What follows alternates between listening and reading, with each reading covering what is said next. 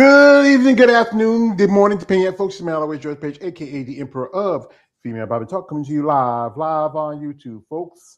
We're into another week of 2026. Shit. Seems like we just started the new year and already, just a few more weeks into it. Time is flying by.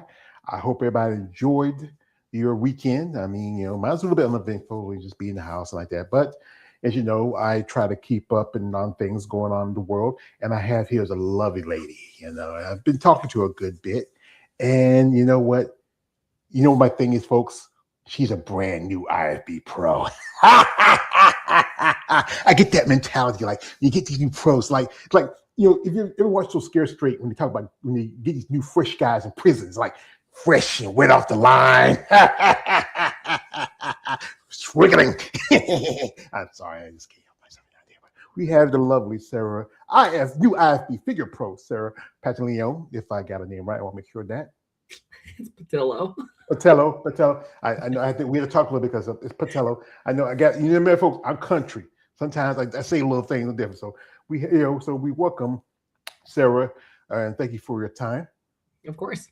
Yeah, and this is a question I ask you, ladies. What got you started in sports? I call it muscle and masculinity. Please share. Oh boy. So I started competing back in 2017 and I oh boy, I just recently gotten divorced. My first divorce. My first ex-husband was unbelievably abusive and horrible. And when we were married, I'd come across this picture of this this bikini girl. And back in the early from 2010 to 2015, bikini posing was very different, right? So she's standing there in that old school front pose in her bright pink bikini. And I remember thinking like, I could do that. How hard could it be? And then I brought it up to my then husband at the time. And he was like, I could never support my wife being sexualized on stage. But he was very aggressive and really, really negative about it. And so when I got the courage to leave him, the first thing I did was sign up for a bodybuilding competition as kind of a fuck you, because, I'm free now and I can do what I want. And I very quickly realized how much I absolutely loved it. And I got hooked. So I ended up doing 2 shows as a bikini girl. Had no business doing that, truthfully. My second show, it was awful. But I didn't take it seriously. I was a terrible athlete and but that's how I got introduced. Mm-hmm. Yeah, I think bikini's often the division for a lot of competitors to start because back in the day when bodybuilding first started, there was only one division, women's bodybuilding. Mm-hmm. But then over the years it has evolved. You have fitness, you have figure, you have physique. Bikini and wellness, those were more brought into the sport. They didn't really evolve from the other sports like that. Mm-hmm. And you had the new division, which was supposed to be a throwback to bikini. Excuse me. Fit model. I have my qualms about that. I just feel like you're bringing in something that's going to end up looking like the thing you're supposed to be making a knockoff of. Those women are going to end up after a while looking like those women in the bikini division, where you're supposed to be like a throwback, but that thing is you can't maintain, a certain way especially how competitors grow. And my thing is also, I can, I'm not saying I understand, but I've seen it growing up.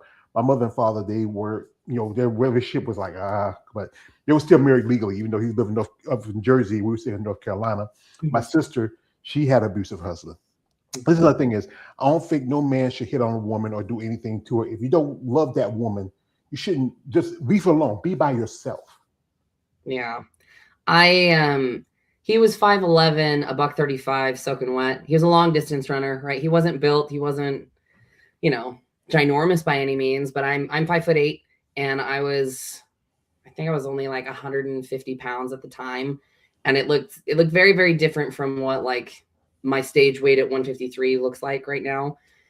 I was very deeply into yoga. I was a yoga fit person. I was a yoga instructor for a while, and he just constantly, the insults, you're so fat, you're too big, you're an embarrassment. He almost killed me several times. It was awful. And when you're in those situations, you don't really feel like you have an outlet, let alone an option to leave, because you are convinced that ultimately that's what you deserve. And you get sucked into this black hole vortex of like, no one could possibly love me or appreciate me. This is all I'm worth.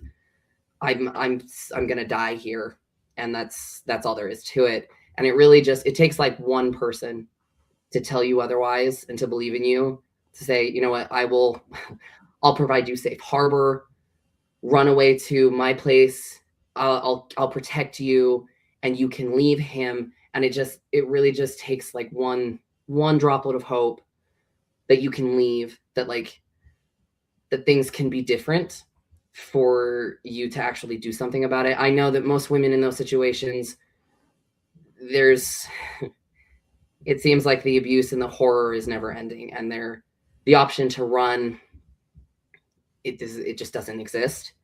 But if there is any hope, I know that there are places of safe haven, women, those homes against domestic violence and domestic abuse.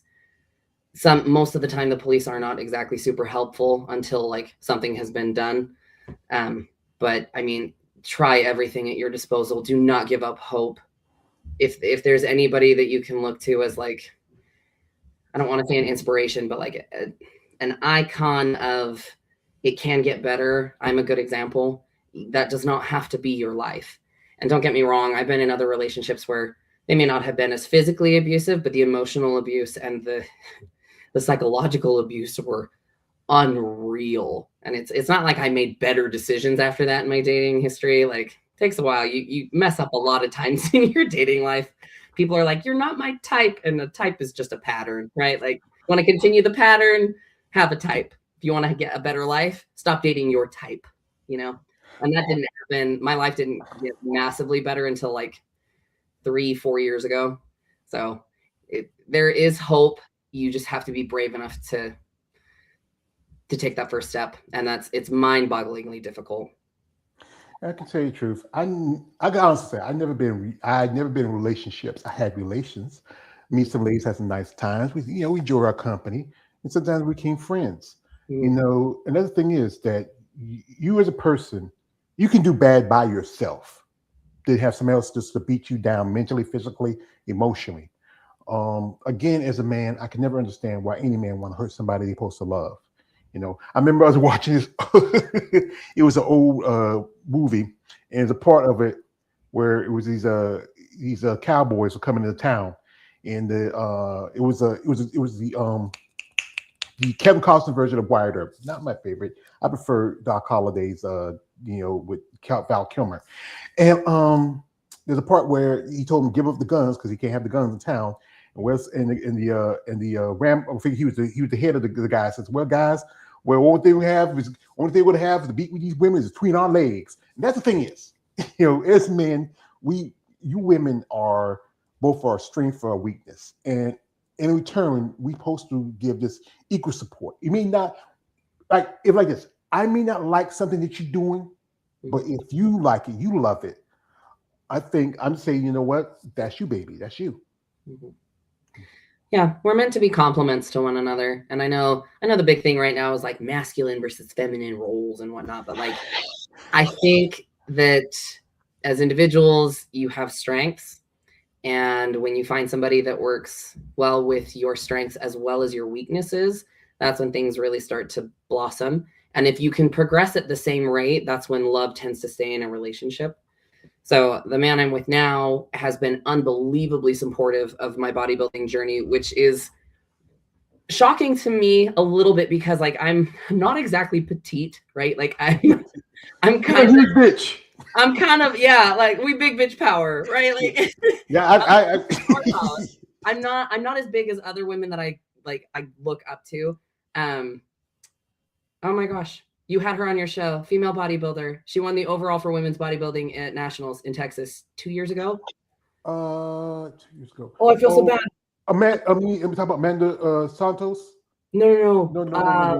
Oh, Anastasia, right? Yes. Anastasia. Okay. I'm not as big as Anastasia. She is jacked and she is like one of the coolest people on the planet. I actually we did an interview a while back because we did a little update because she didn't I think she only did one show this year. Yeah. And I know she has a new boyfriend because she wasn't married before herself. And think about also, Anastasia used to be a cop. You know that she used to be a cop. And she's planning on taking this, I think, this year off, and I think maybe competing next year. Yeah. And she's an amazing person. I mean, I actually saw her. I went to Tampa to help a friend of mine. She runs her own booth called Bad Rap, and I was there to help her. I saw she was there, because I think she had some clients competing at Tampa Pro. And if you one thing when some of y'all ladies, when it's one thing when y'all see y'all like on on video or on your live stream, but we see you up close and personal. That's a totally different situation.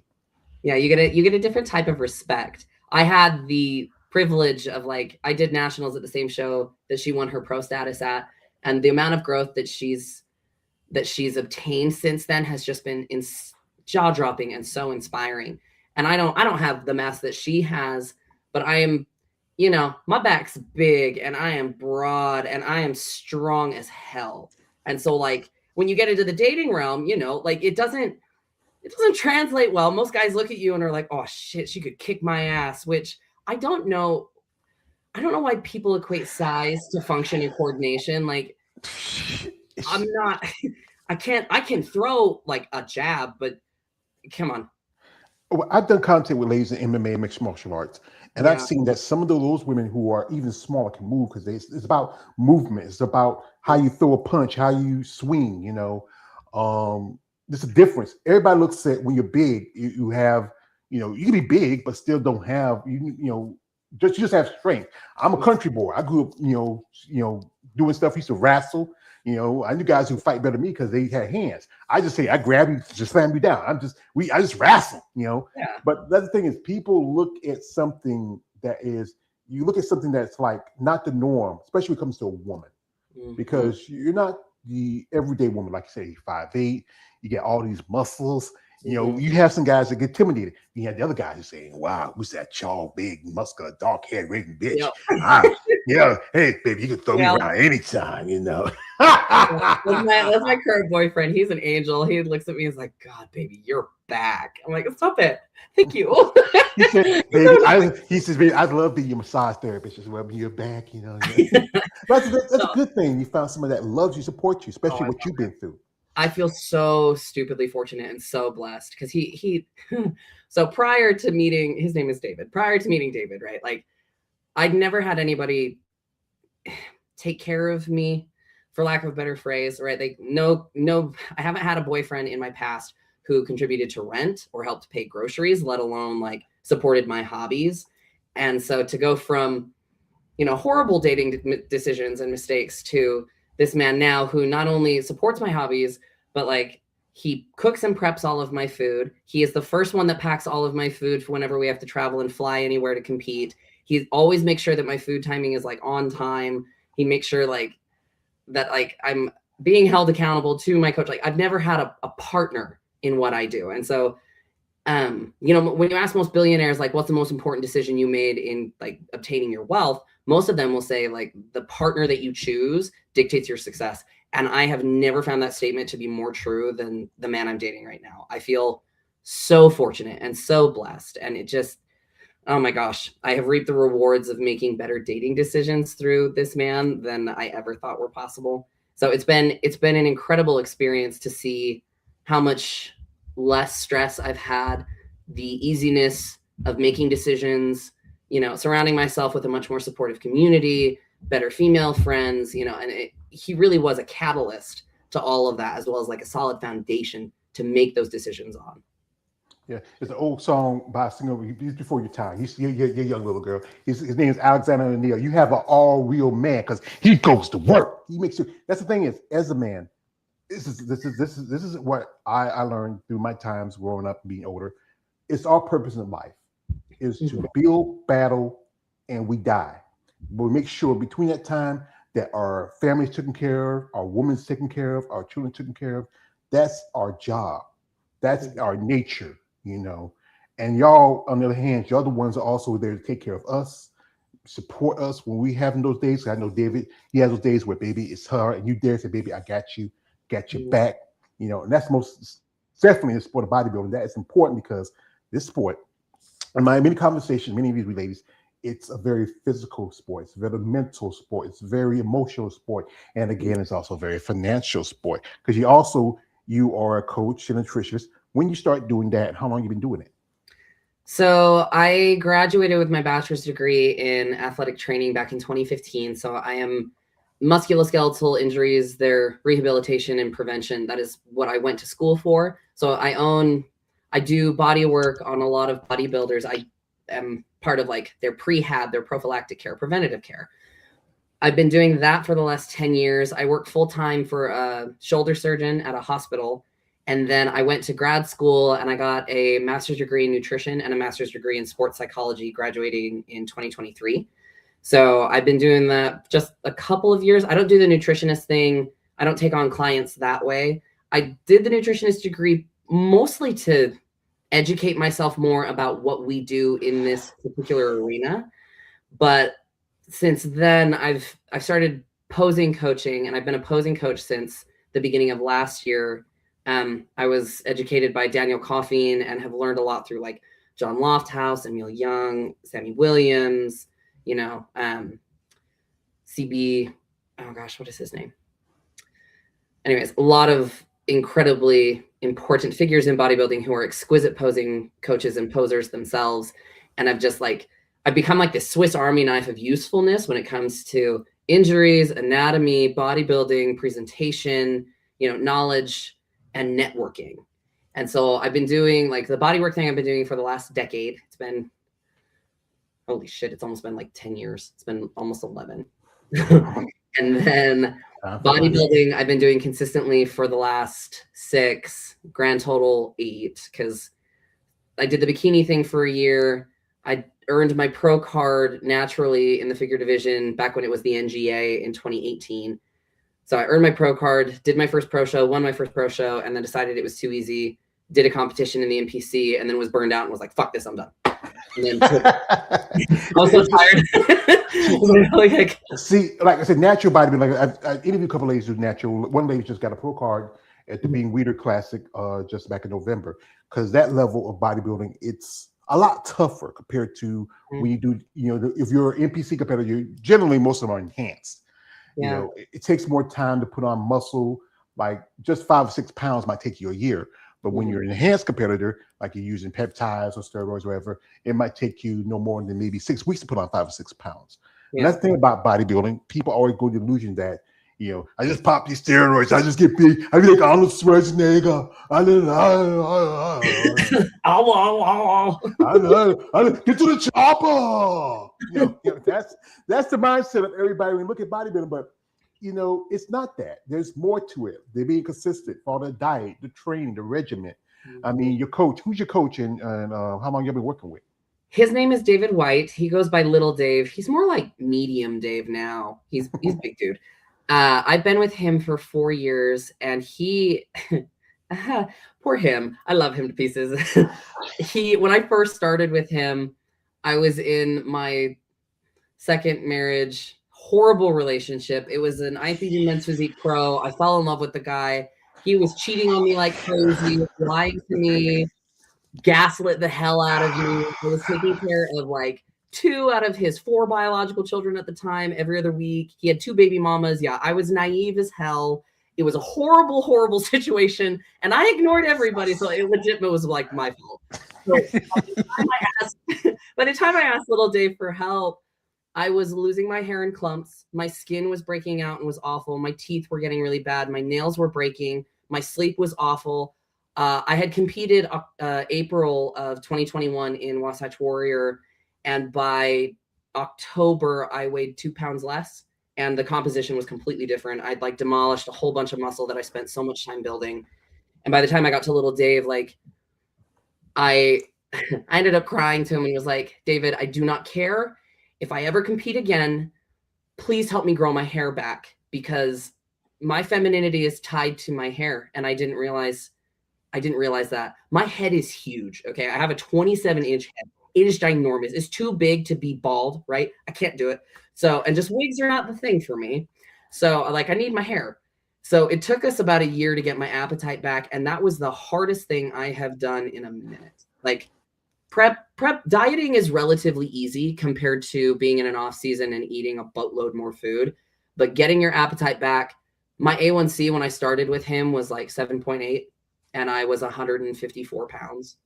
Like, there is no reason that I should be pre-diabetic at 154 pounds. Like, no way.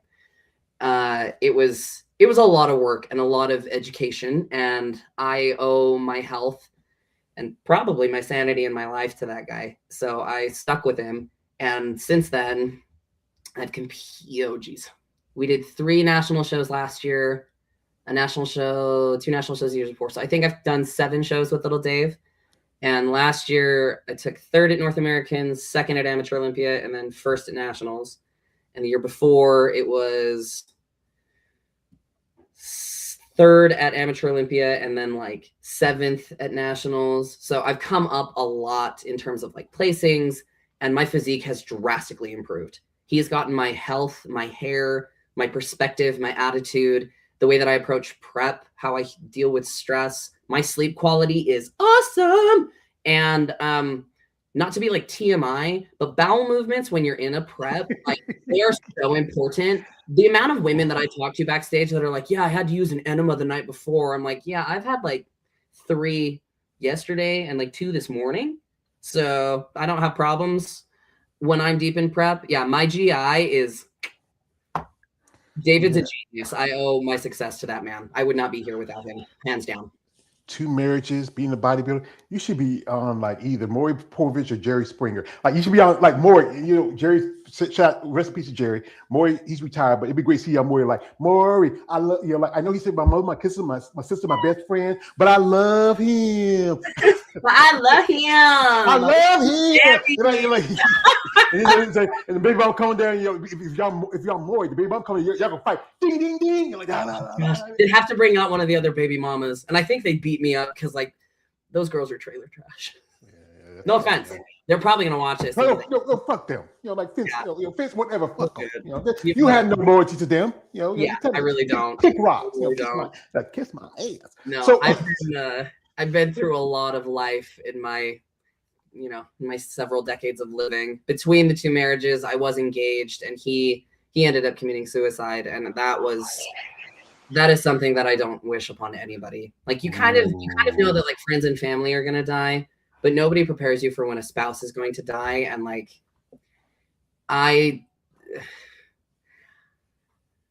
that was surreal. Talk about denial and out of body experiences. Like, putting him in the ground was one of the hardest things I've ever done. And then I did learn a very poignant lesson when he passed away. It was that time moves on no matter what. So if you have like, for example, we're going to relate it back to bodybuilding, right? So like, if you have an hour of cardio to do and you're like, oh, I don't want to do it. And then an hour goes by, you could have gotten that hour of cardio done and you'd be done by now. No, you still have to do it, right? So like, it was an awful way to learn that lesson. I try to find the silver linings in everything that I go through and take as much accountability for my part in whatever happened, because as mad as I could be at life, it's not really going to benefit me a whole ton. And it doesn't get me further or happier or to have a better life to be angry. So like, I don't see a point in being upset or vengeful or bitter, because a lot of these things, like, indirectly, maybe it was my fault, but like, it wasn't my fault, you know? Here's like this. Whatever problems he had, that was his problems. And he should have, especially if you have somebody like yourself or family, express it, get help. Like, we talk about this also, I do this on my channel. We talk about mental health, especially in the bodybuilding world. You know, was he a competitor, or was he just a regular person? He wasn't. He was a total weirdo. He was a rock climber and like a super big nerd. He had an IQ of like 141. He was a genius. He was like a tall, sexy Jesus, but like the white man version of Jesus, you know, long hair, big features. He loved life. He was an incredible father, but he just, I don't know, when you get brilliance like that and it doesn't have a purpose, it tends to lose itself, and you see this like spiral out of control until suicide becomes an inevitability. And I, you see a lot of people wonder what their purposes are in life, and their mental health starts to become a big topic. And especially with men, they don't want to talk about it. And if they do want to talk about it, they don't have a safe place or a safe person to talk about it with. Yeah, here, especially in the black community, that's where we look at. Yes. We see it as your problem, especially if you're Mhm. blanco, you know. But the thing Mhm. is, everybody has issues. As men, we need, and the thing is, with society, we're supposed to bend and grit it. You know, like I tell you the truth, three of the people, most people in my life died. That was my older brother James. He was kind of like my father. Like I said again, he was in and out most of our lives. You know, and I didn't get to see him till after my brother passed. That's almost 20 years. And he was the one who really got me to bodybuilding because he used to lift weights, play football, and he was used to love the Max Muscle Max, and we used to lift weights in the backyard. He was like the father figure to my nieces and nephews because their father was in and out. And when he died, that kind of that was my big brother. Then my sister Mary, she was like the third oldest of my sisters. And my mother had three, three. We had six of us, technically seven, but six of us all together. The first three were girls, and then the rest were my brothers. And when she passed, that was somebody who I love and care about, we're close with. And then the biggest person that meant the much to me in the world, and I said this, she was my woman, was my mother. And when she died, because I was taking care of her, Mhm. and don't you cry, don't give me no tears. Just try, man up, man up, man up, man up. Okay, yeah.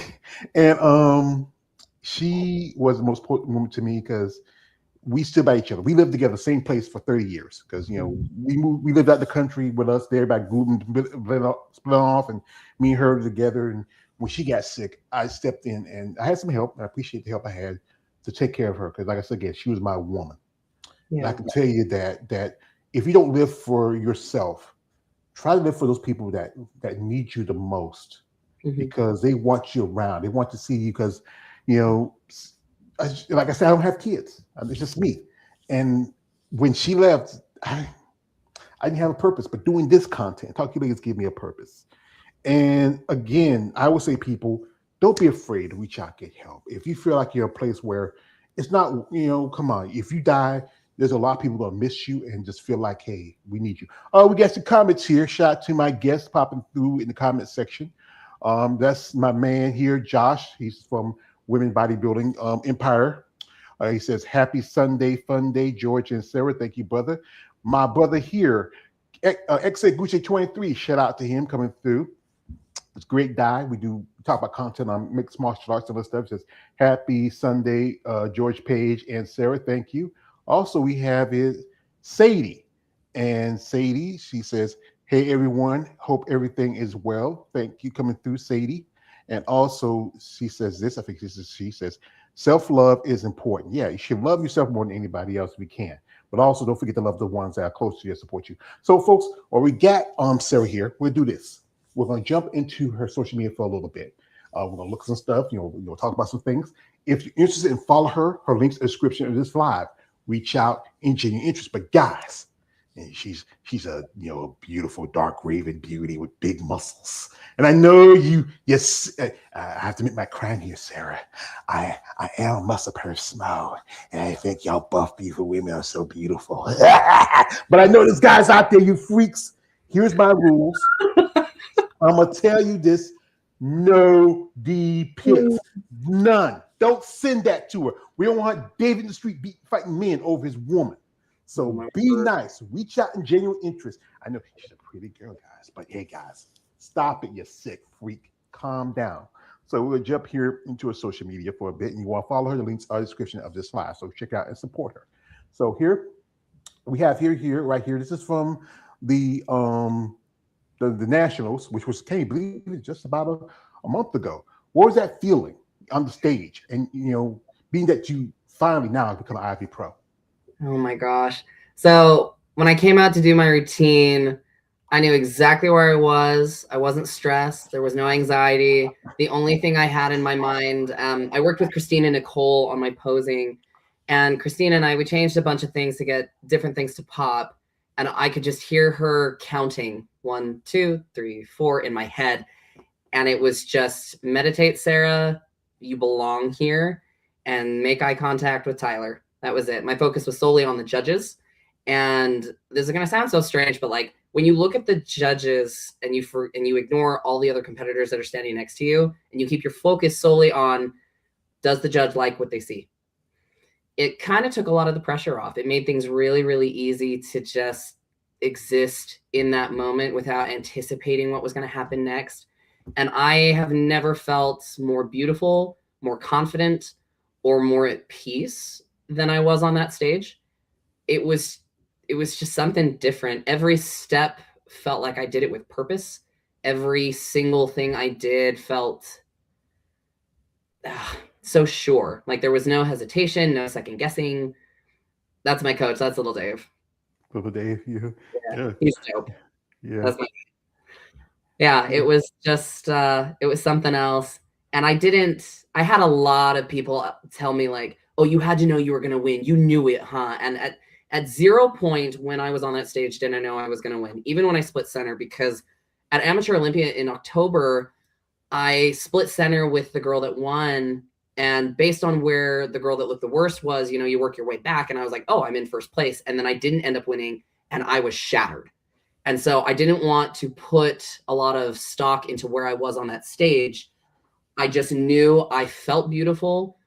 I looked the way that my coach wanted to. Coach was happy. He was giddy as a clam. And that was really all I wanted. I was at peace. I was super calm. Everything felt like it was supposed to be the way it was.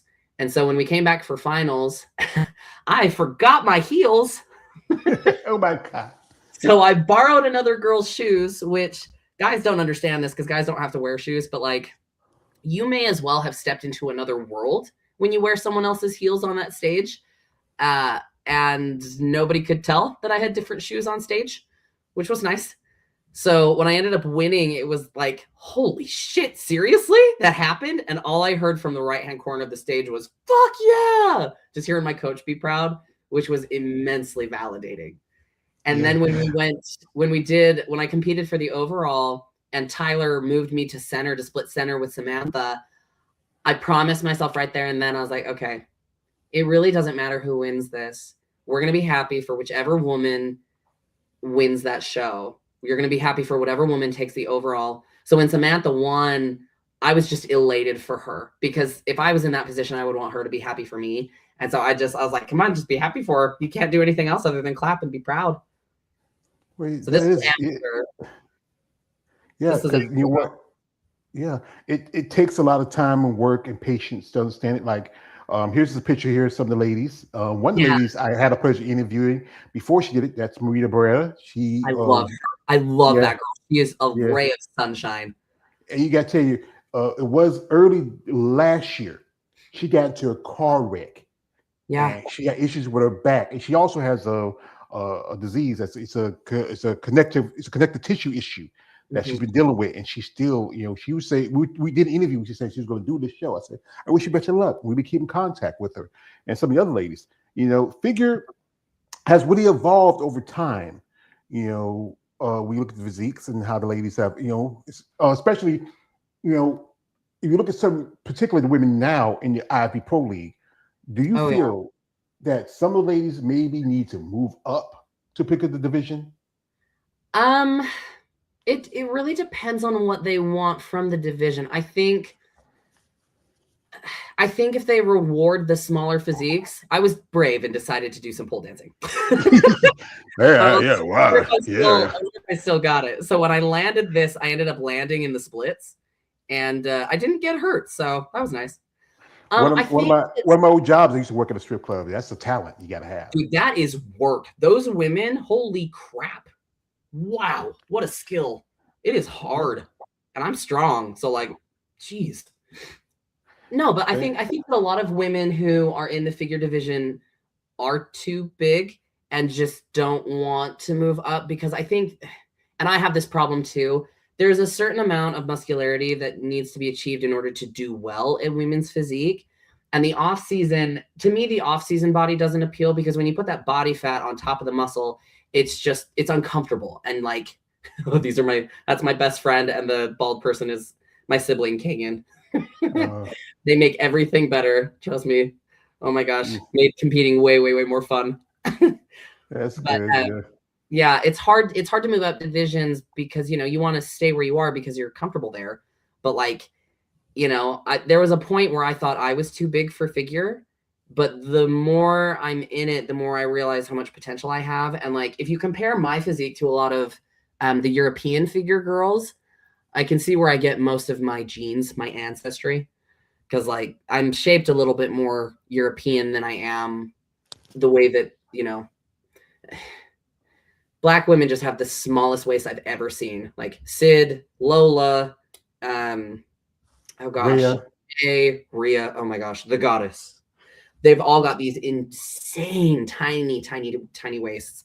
And so we're trying to bring mine in, make my quads bigger, widen my lat taper so that my waist looks a lot smaller.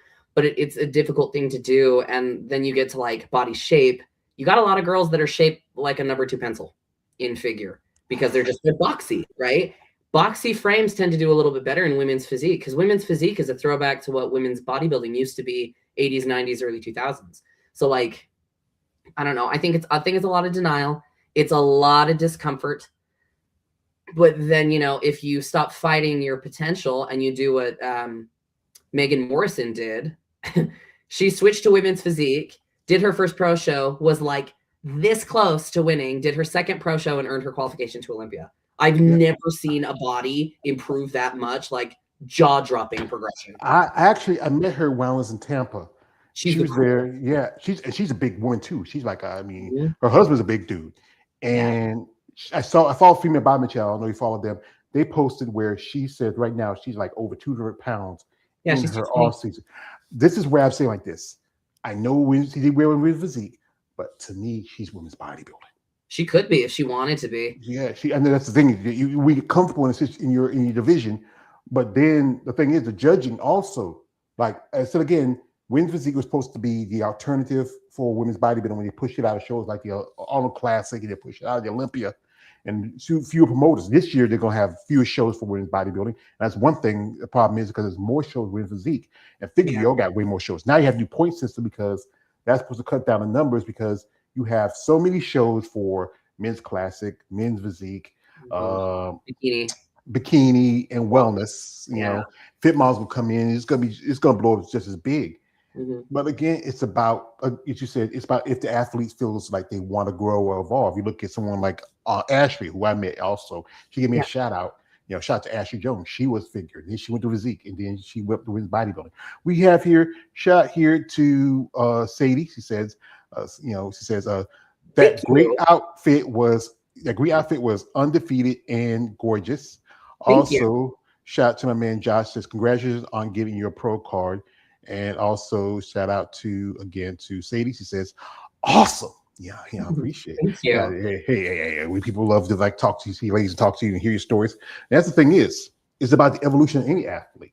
Like in the sport in general, is anybody we pay attention to that you admire your work, their ethic, especially their physiques? Oh my gosh. Well, I mean, I already dropped Megan's name. Megan, I watched her in figure. And then she took 3 years to change her body to wellness just to succumb to a low back problem. And then, boom, women's physique. That was her jam. I mean, she tried to deny it for a minute because, she was not sure. I love her. Anastasia, like I said, is another woman I greatly, greatly admire. I am friends / close acquaintances with all of the girls who won any of my classes at all the national shows that I did. So like Michelle won nationals in 2023. I find her to be a close friend. She is wonderful. And she is like, gosh, to watch her do her pro debut and then her first show under the guidance of Justin Jacoby. That was so cool to see. She grew so much. And then freaking Spree, I can't remember who Spree is coached by, but Spree had reached out when I'd won my pro card and was like, girl, I knew you were going to win. That was like piece of cake. Like she is hilarious and she is a wonderful human being. And then Jessica Kwalik and I talk. Jessica, I find immensely inspiring because you just see the work ethic day in and day out. It is Groundhog's Day and she is funny as hell.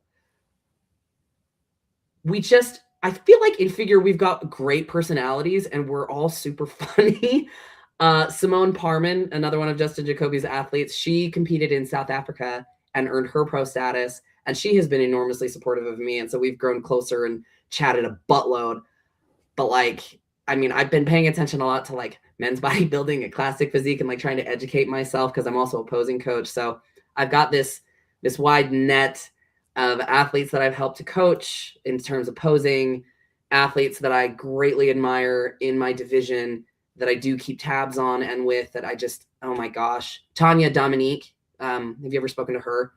No, I follow her, but I reached out, but she hadn't returned back because it's just That is one hell of an athlete. Tanya is like, I don't know what it is about the genes over there, but she is just, my God, she has the most incredible arms. She has built her delts like crazy. She posed with Christina and ended up doing a bunch of women's physique poses. And she did one figure show as a figure competitor as her pro debut. But like the muscle on that girl, holy shit. If I can have that type of muscle growth, it makes me excited to grow and to eat a buttload of food and to just train my face off, get bigger delts, get bigger biceps, because that was Sandy's feedback, other than jumping into a pro show immediately. But like, I just, man, there's quite a few, honestly. I've been fortunate enough to meet incredibly inspiring women who just work their butts off and just, they love it. They love the sport. They love the sport. They love what we have to do. They're really, really educated. They're phenomenal dog parents. A lot of bodybuilders have dogs. I do. I have a Great Dane and a Corgi. And they're just great people. Like, I love the sport of bodybuilding. I don't know. I will do this as long as my body will let me. I don't think I'll ever stop. Not unless I'm forced to. Yeah, I think, like I said, I'm a fan. Like, I don't pay too much attention to the guys, because no offense to them. I like, even when I was younger, I was a fan of guys like Lee Haney, Samir Banu, Lee Barada, when Arnold was competing, Lou Ferrigno, Arlou. I mean, those guys. I really, Ronnie Coleman, yeah, buddy, lightweight, Then I said again, the women were more enticing for me, like people like Laura Creval. I wasn't a big Linda Murray fan, but I do like what she's doing now. She's People doing like Vicky amazing work. Grace, yeah, she's doing amazing work. I mean, Yeah. I some ladies who in my time doing this, I got to meet. Like when I was in Tampa, I got to meet Ashley Jones. She shot me out after she won her second place at Olympia. She's wonderful. I got to meet also here. I got to meet Sharonka Hinton. She was in the military. She was stationed here in my home state of North Carolina. She was at Bragg, and one of my favorites, and I always got a shout out because she's my girlfriend, and that is Andrea Shaw. Oh, I love her. I mean, she's just so darling. Like, she's so black too. Oh my word! I gotta tell you this story. If I don't tell you, I wouldn't be me. Because if I know you guys gonna be talking shit about it, but forget y'all. There's, like I said again, my quote is, I say, for my favorite guy. If you get at something, never do it for free. Mm-hmm. And doing this content, I get things that I call my payment. Shout out to my friend Eunice. She runs a company, Bad Rap. She was at the Olympia back in 2023. Was still in Orlando. Okay. And it was like right a little bit after my birthday. She said, "George, I'm sending you something." I said, "What is it?" It's the issue of muscle development. Now, it's Andre on the cover. It's the last hard copy because they don't do the magazines on anymore. And what makes it special for me, I'm always going to talk this out because this is my badge of honor. When the champ, 6-time Miss Olympia, tells you she thanks me for my support, and she signs it. I know people tell me, George, you need to put it in something like a cabinet or something, but no, I can't help it. I love it, hug it. I call it George. I like to pet it. Like my little bunny rabbit. I know I need to, but the fact is, when ladies have the interviews with or send me a little just a friend of mine sent me a little thing for Merry Christmas. Get something from ladies tell me happy birthday. One of my friends sent me some money for my birthday, and I was expecting anything because hey, I appreciate that. Mm-hmm. When I do this content and have good connections, some women, we didn't really mesh or whatever issue, whatever. But some of these ladies that have good connections with and have follow. I try to keep up with them. I try to send my support because I know from my conversation with y'all, this sport is tough. Mm-hmm. This sport can drag your mind down, your body down. As you were talking earlier, folks were planning on doing this last year, but then she's in a prep, and that can really. I was so useless. I felt so bad. I was like, wow, really dropped the ball on that one. That's all right. You're here now. It's better late than never. We have here, Shot. We have a comment in the comment section. I appreciate my guests coming through. My man XA. he got hey, he like I won't be like my other personality. Sicky Johnson play your head here. Hate you, can't hate no more. So that's what it is. Yeah, that's the thing is understanding the factors of this sport, the training, the regiment. Now you were doing bikini, and then you switched to figure, and just as an athlete, as you grow and you're trying to find those right things to help you, like you did both the North Americans and the Olympia, well, amateurs, but what was the feedback after this show? So Sandy's feedback was grow my delts, grow my biceps. My glutes are almost too big. Hallelujah. I am so sick of growing those things. And to bring in, what'd she say?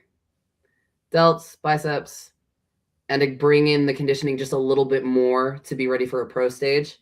But she said if I work towards that, then I get in a pro show immediately. I know that she is kind of like that. She likes to see, once you turn pro, she kind of likes to see you super, super soon after that on a pro stage. For right now, I do not know how long that will take us. I need to get blood work done. I get blood work done tomorrow. We're going to make sure I'm healthy. Once I'm healthy, then we'll plan out shows for either this year or next. So I have no idea what next steps are. That's kind of up to the boss man because I'm good to go. I'm like, okay, sweet. Let's run it. But, that's why I'm not in charge. So that's the thing is that's the thing. It's smart to take your time because conversations I have quite a few ladies is this is not a race. It's a marathon. No. You don't want to get burnt out too quick. I know, I know some players I want to jump into the game right now, but then you got to think about it. You go up against some heavy hitters. You got people like Lena Rumstein. You got people like Jessica Padilla. You got people like Denise, and her first Olympia, and she cracked the top 5. Yeah, I was there in person. Oh my God! Holy shit! Like it wasn't surprising based on how she looked, but like holy shit! And I told my coach, I was like, listen, I do want to compete soon, but I do not want to be bottom of the barrel. I want my pro debut for people to be like, that one is one to watch. I am fully confident that I can make my way to Olympia. I can feel it. I can feel it deep in my bones. I don't know why. I am not genetically gifted whatsoever. I am an undeniable workhorse, and I will get everything that I work for because I have no problem losing. I'm totally fine losing as many times as it takes because once you hit the pro league, like here's the thing. Once you turn pro, you are now the worst in the pro league. And you essentially have to start over because these people, like you now no longer have the saving grace of a height class, right? I now have to commit and compete next to girls that are shorter than me and are these little tanks like Tessa Meets, right? She is 5'2", if that, and just, oh my God, her shape is incredible. And then I also have to compete next to all of the girls that I lost to at previous shows who are taller than me and look just as beautiful, just as graceful. And if there's one thing I have, it's rhythm and presentation. I am exquisite at posing and I learn very quickly. I am not afraid to work, but I don't want there to be any question that I will be competitive. And so I'm fine waiting. I'm fine busting my butt, putting in the work because the people always say, trust the process. And it's not just the process or the journey. It's the everyday decisions, the teeny tiny things that you do every day. Those are the things that matter most in bodybuilding. Yeah, the food, yeah, the training, yeah, the cardio, but it's also like the supplementation, those little stupid pills that you take over the counter every day. Those matter a lot. Your sleep quality, your friends, your work environment, your significant other, these conversations, like the privilege of doing this interview with you, it is a privilege. Like, think about it. Like, you didn't have to ask. I'm very grateful. I'm flattered and honored. Thank you. Well, No, like I said, for me, it's the privilege to have you ladies come on and share your story. Sometimes I reach out to people. I don't think I don't want to. I understand. I understand. I try to. I tell myself, stop saying you understand. I get what you're going at because some ladies don't feel comfortable about talking about themselves. Some just say, I don't yeah, have nothing to talk about. But the thing is, you have a story that might be inspired to somebody who's out there, like you've been in your position and they needed something to way out. I've talked to ladies where they were also in abusive relationships, or some women who were after having their kids and they got into bodybuilding because the kids were grown up, they wanted something for themselves. Women who were very athletic and they wanted something that still feed into athletic desires.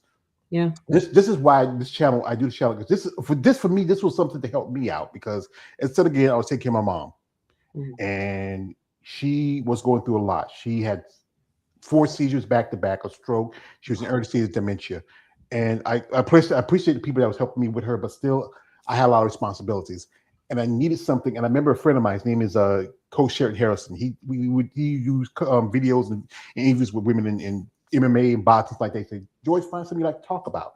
I said, I'm a fan of bodybuilding, and I said, let me do little stuff here and there. And then after a while, I started reaching out and doing interviews. And then, like I said again, my mom passed. That was in 2020. She had gotten COVID. And I needed something to really, so I really dug myself into this.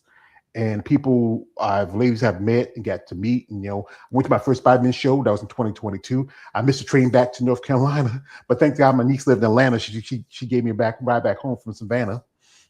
And doing this is to me, when people tell me it's a privilege, I'm like this. The quote from my favorite movie, and it's one of the movies that really I hold the most. My man, the Dark Knight himself, Batman. When you say thank you, I say you never have to, because that's why I do this.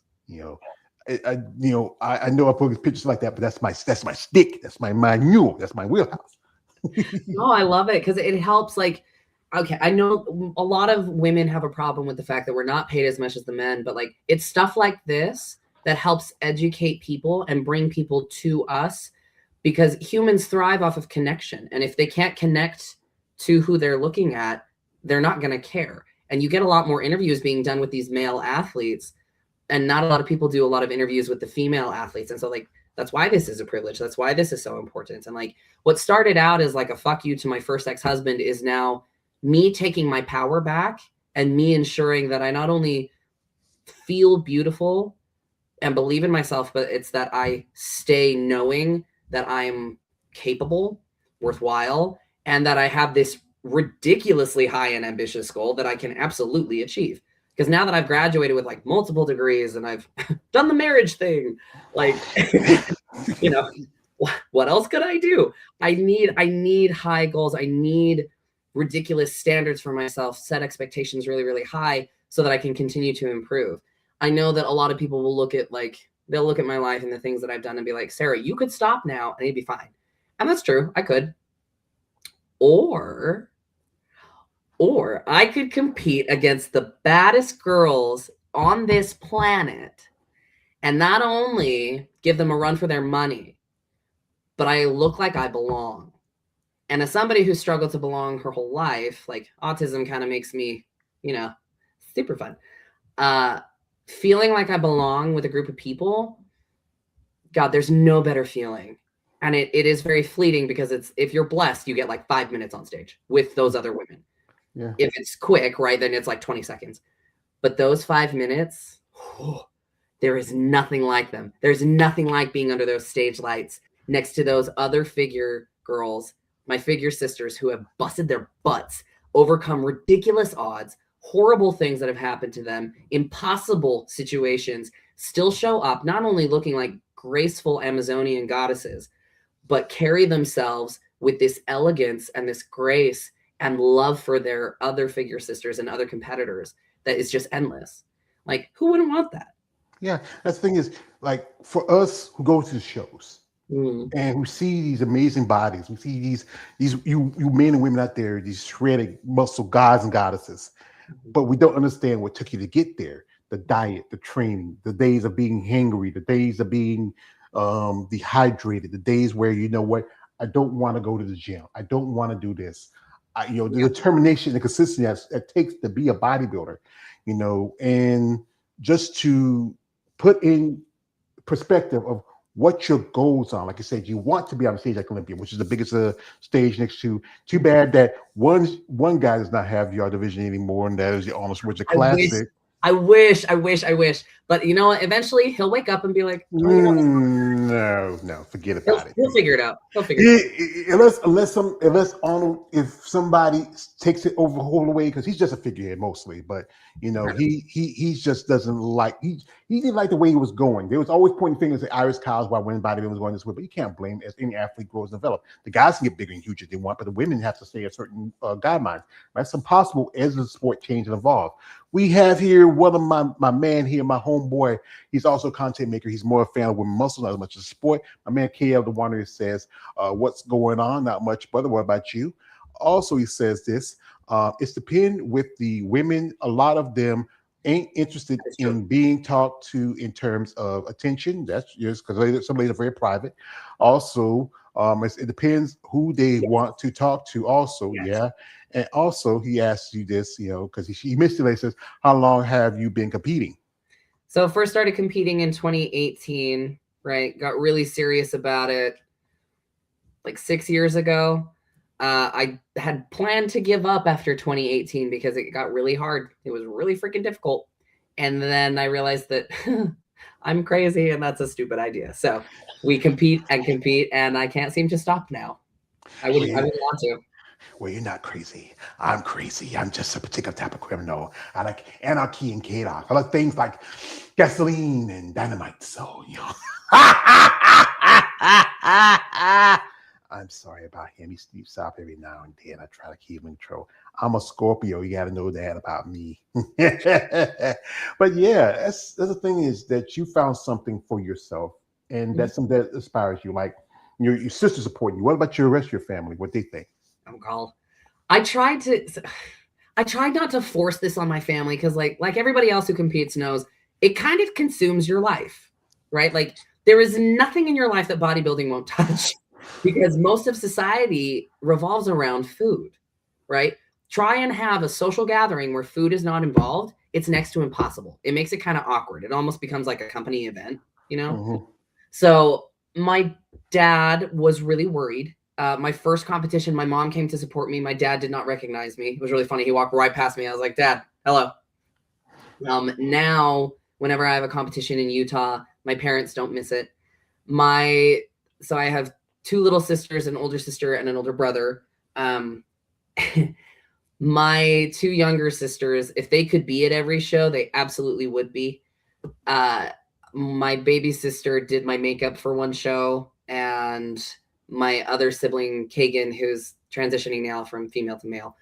Kagan would love to be at every freaking show if it was possible. But I mean, Kagan works a bunch, and so they're both super supportive. My older sister, Kenna, she saw my influence a little bit. I didn't talk to Kenna at all about my bodybuilding stuff. Again, I don't push my sport on people because bodybuilders can be pushy, right? Like we're kind of you're bullies, right? Like we just talk about ourselves a lot. But it's a selfish sport. Yeah, but like not everybody wants to hear about that. So like, temper it a little bit. And she started going to the gym, and now she tells me about her frequent gym attendance and how like she's looking forward to going and how she's running and she's training, and like it's so satisfying to see. And then my oldest brother, Trevor has a condition called arthrogryposis multiplex congenita, which basically means his hands are backwards and he can't stand up. It is from birth. It's a congenital issue.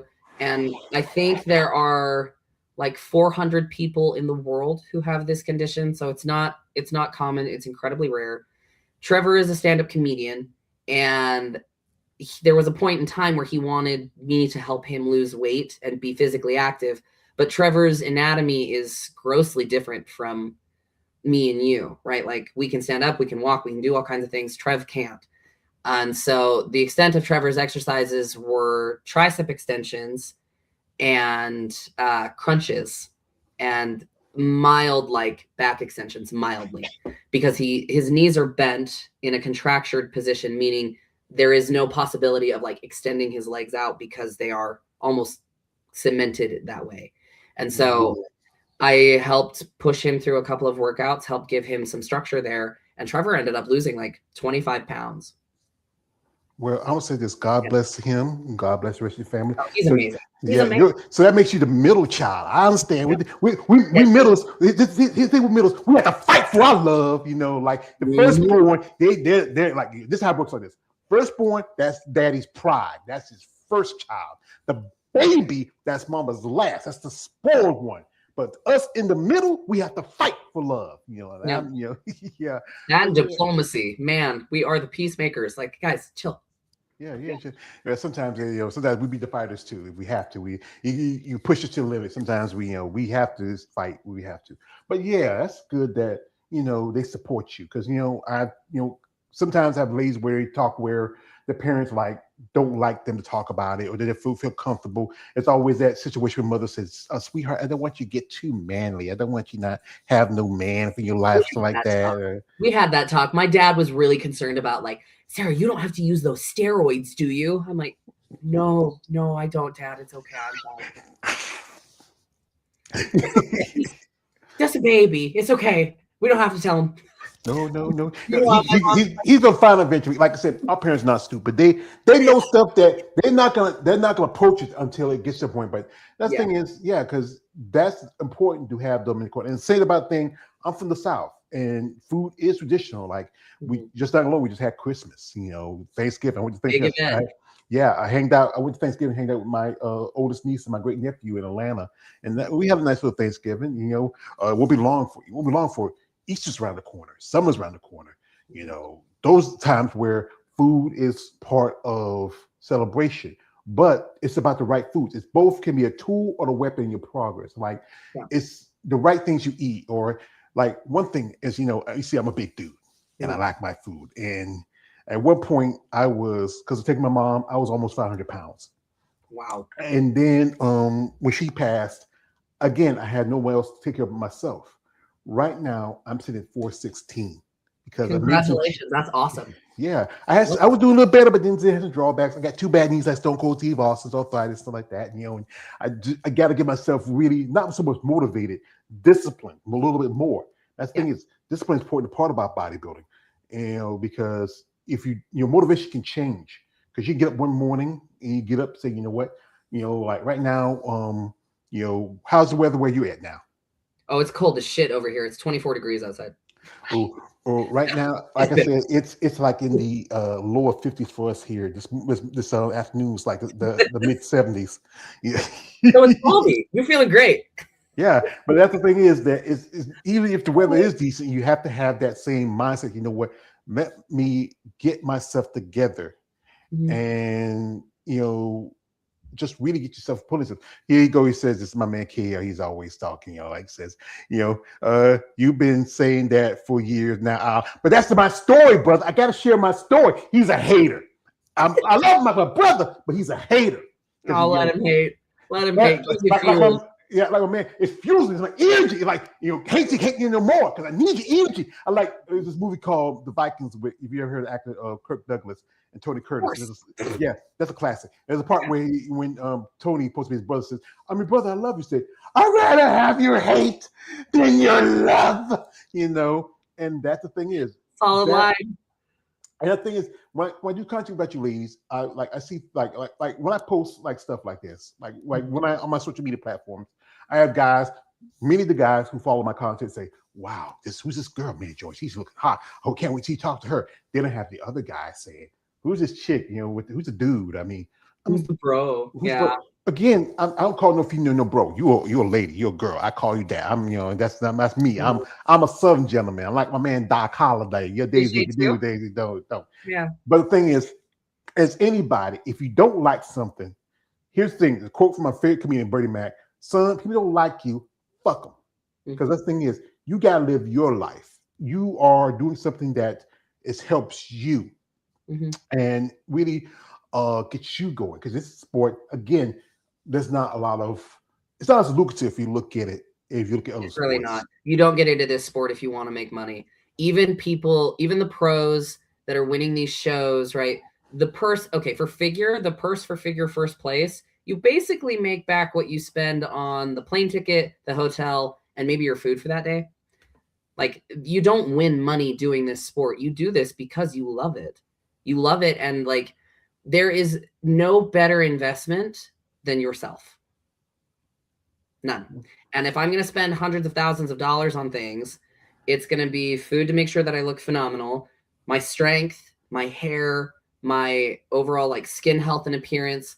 Working at an orthopedic hospital, I have a unique perspective on how bodies age, and osteoarthritis and bad shoulders and bad hips and bad knees and bad spines. Oh God. Yeah, and like how things happen when people do not take care of themselves. When you're in the bodybuilding industry, it's really easy to get like lost in this fitness community and think that everyone is healthy, and they're not. You are sitting in like the 2% of the 1% of the 0.5% as an IFBB pro. You have no idea how unhealthy and how poor the education regarding health is outside of the fitness industry. And like in the fitness industry, it feels really saturated. Like there's so many personal trainers, they don't know what they're doing. Maybe. But those people, if they can access just one or two lifestyle people just to help change their life, just to be the Kickstarter, trust me, as a healthcare worker, you're going to make a massive difference in people with diabetes, people with kidney disease, people with heart problems. My boyfriend's dad just had a heart attack, and they had to go in and put 2 stents in his heart. And 2 days prior to that, my baby sister's best friend's mom was 58 years old. She died of a heart attack. Like, America's health is not in a great place. And I don't want my body to progress to these points. Bodybuilding will save my life long term. I can up you on that. I have a pacemaker. I had my first heart attack. It's genetics. My father had issues with both my sisters had stent. Sure. My sister Mary, before she passed, she had a stroke about 5 years ago. My brother had dealt with heart, especially as Black people. We are predisposed to some things. I had a pacemaker. I had to put it in right before I turned 40. I was 39. It's been almost 12 years ago. And but now, because I'm trying to take care of myself. I'm like I said, I'm not gonna be perfect because I think this afternoon I had some popcorn shrimp, but I had some I had some rice and some broccoli and some beef sausage. It's a nice little thing I mix up. But that thing is that people need to want to make those changes because, again, food can be tempting. It can be like if you are out and about, you're on, because like I said, some ladies, when they go out to their functions, they have to bring their own food, Tupperware, stuff like that, because, they have to be consistent on their diet and on the plan.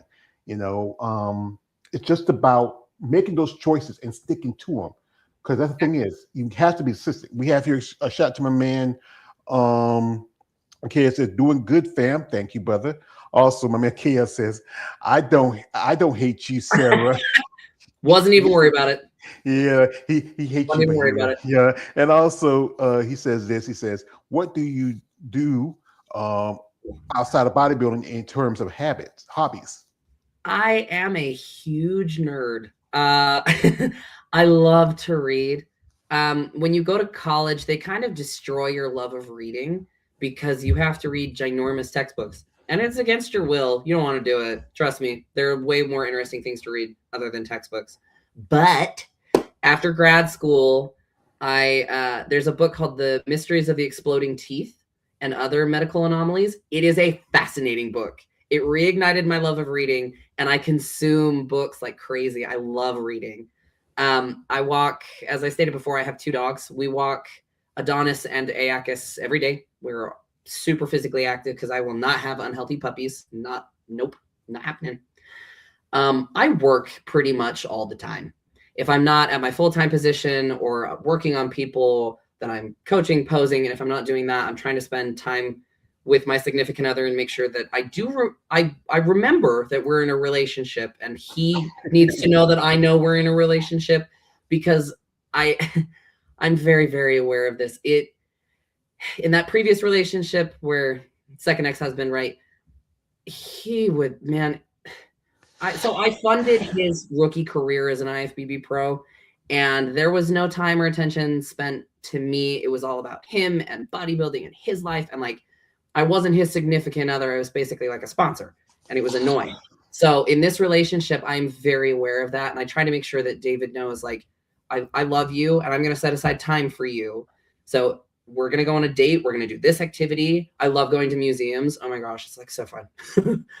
Movies. I'm a big time movie buff like yourself, George. I love movies. I have a Lord of the Rings tattoo on my triceps. It's in a lot of my pictures. I love to take naps. Sleep is a wonderful thing. I don't take hardly any naps, but they're great. Love that. At my age, I take them every now and then. I have sleep apnea also. Sometimes I'll sleep in the middle, especially during content. This is for me, like I said, for me, I worked for a long time since I was 10, 12 years old. I had two jobs. One was working at a gas station by the time I was 16. Yeah. Then I was working as textiles. I did that for 13, 14 years. Then I was working strip club. I did that 5 or 6 years. Then I was working here, there. My last job, that's where I got my heart attack at. I drew myself because it was too far to go all the way back home. I had to drove from my sister's house. I was like about 20 miles from where I worked at, 20, 30 miles, I think. And, taking care of my mom was really something that really got me involved because that was responsibility. Things like keeping up with her medication, keeping up with doctor appointments. I was her power attorney, had a lot of responsibilities. And I did have help from some people here and there, but there was a lot of stuff I had responsibilities on. And it's good to find something, especially outside of bodybuilding, to keep in mind, because this sport can be so much. Again, we go back to the financial thing where the cost of your suits, the cost of your training, going here and there. And I say this always, the guys got put on a pair of banana hammocks and boy shorts for show day. That's it. Put on the tan. You ladies have to look presentable, especially in the figure division. We have to wear the high heels. You forgot your heels, had to wear somebody else's heels. I mean, one lady did that for somebody too, where she heel broke and she gave it. And that's a good thing, have friendship and camaraderie. We have a comment from my man Kia. He says this. He says, I think people is concerned with being and eating, right? But a lot of public don't care about bodybuilding unless they're entering the sport. That's true. And it's true. He also says this. He says, popcorn shrimp, you say, yeah. And he says, that's all good. And he also says this. He says, the book you reading is fiction or nonfiction? So right now, I think it technically is fiction. It's the Picture of Dorian Gray. It's a literary classic. I've always wanted to read this book. I've never gotten around to reading it because I'm a weenie. But I just got finished reading The Lost Symbol, which is book 3 of 6 in Dan Brown's series of the Da Vinci Code. So the Da Vinci Code is book number 2. Did y'all know that? Because I didn't. So I had to go back and start from book 1. And I'm gonna, after I read The Picture of Dorian Gray, it'll take me like a day. But after I get done reading that, I'll go to book 4, which is Inferno, and book 5 is Origin, and I've got those 2 left. So when they made the movie, the Da Vinci Code wasn't the first movie they made for the book. It's another book, and eventually your second one, because and then there was that one where I think it was the other one where I think they found out that Jesus had children. I think that was the second movie, I believe. So that one is the Da Vinci Code, where they're talking about like Jesus's lineage. And then Inferno is book number 4, technically. And that one is about like a virus that this weird billionaire cult leader dude wants to unleash on the world to eliminate humanity because we're a virus. And it's like a scene from The Matrix, when Morpheus is talking to Agent Smith, say, you know what it is, what everything else, like other creatures use the resources to move on, but humans are a virus. I love that scene at the end where they're fighting, and Neo says, he thought he killed Neo, and then he gets up and he just heals himself, and he just beating, just do, and boom, and then he just boom, and like I saw that movie when I went to the theaters. It was great. My brother, my nephew went to see some stupid movies and say, you should have saw this. It was good. But yeah, that's good that you found something like this. And again, we go back to the food thing. And as a big man, I love food.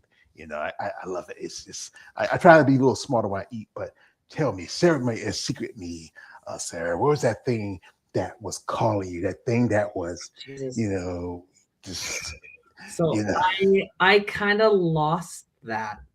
Like, previous preps, okay, I was a sugar slut for sure. Like, I would hoard Okay, Bunt It's a Cookie makes the best cookies hands down. I don't care who you are. PDX Cookie Co. is not good. It's not, because I don't know what they use, but it doesn't travel well. Bunt It's a Cookie and Megalicious Cookie Co. best cookies hands down. I used to be able to put 4 of those down by myself in one sitting. Okay, super unhealthy. I don't care. We're not here for that. But recently, like normally, it's either like cinnamon rolls or the giant brownies. West Coast Confection, love them. They don't produce a whole bunch anymore. But like last year, I didn't have any type of those cravings, and it was really freaking weird. I'm in a little bit of an identity crisis because like I don't want sweet stuff, and I don't know what that means. But one thing I look forward to after every single competition is David will make me PB&J French toast. Not just any type of PB&J French toast. You got to take the grape jam or grape jelly and peanut butter Uncrustables. Use that as the French toast slice. Dip it in the batter. Cook that up as French toast. And then you put syrup on it. Well, let me tell you. It is so good. Bitch! Yes, I tell you, I love sweets too. Like my mom used to cook homemade cakes for the holidays. You love those. Homemade food is the best. Yeah, I mean, my mom was like I said again, she was my woman. She knew how to cook. One of my personal favorites, and I often say this, I'm a Chinese loving whore. There's a buffet place. The next time over, I remember. Love it. Yeah, I was like, I had to. Right now, I'm planning on going on a trip.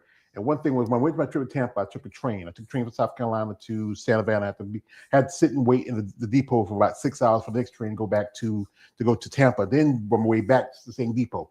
And I'm planning on getting myself a real ID. So I just had to get my birth certificate, my Social Security cards, and other information. So while I was out, just taking care of that business, I stopped by this place I used to go to a long time ago. It's a Chinese buffet place. I didn't eat a lot. I just had one plate and I was good. Because when you go to a buffet, you say, you know what, let me get some more. It's just, that's a thing.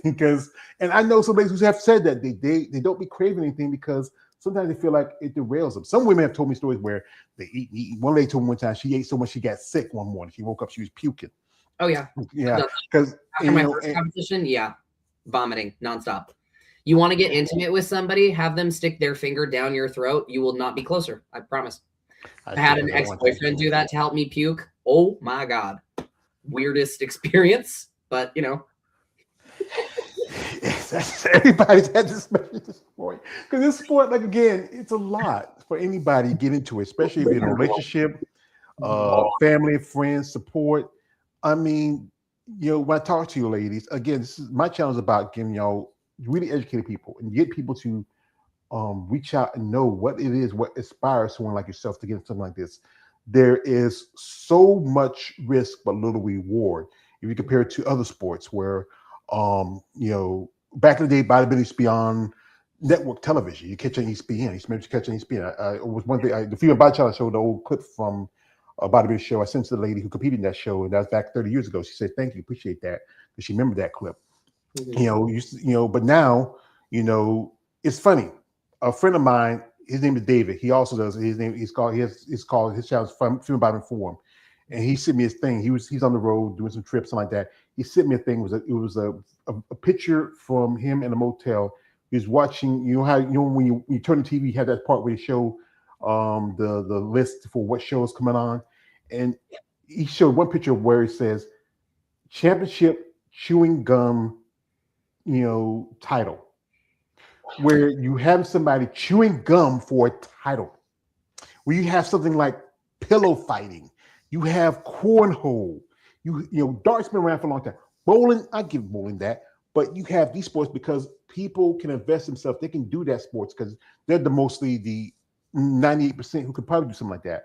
But bodybuilding, because it's such an extreme sport, it's always going to get that thing pointed because you use steroids, you use this, you use that. Give me a sport that doesn't. Give me a sport that doesn't use any type of performance-enhancing drug. There's barely even none. There isn't one. Unless you use steroids for chewing gum. Well, dude, okay. Performance-enhancing drug, right? Botox for your jaw so that it doesn't get tired when you chew gum.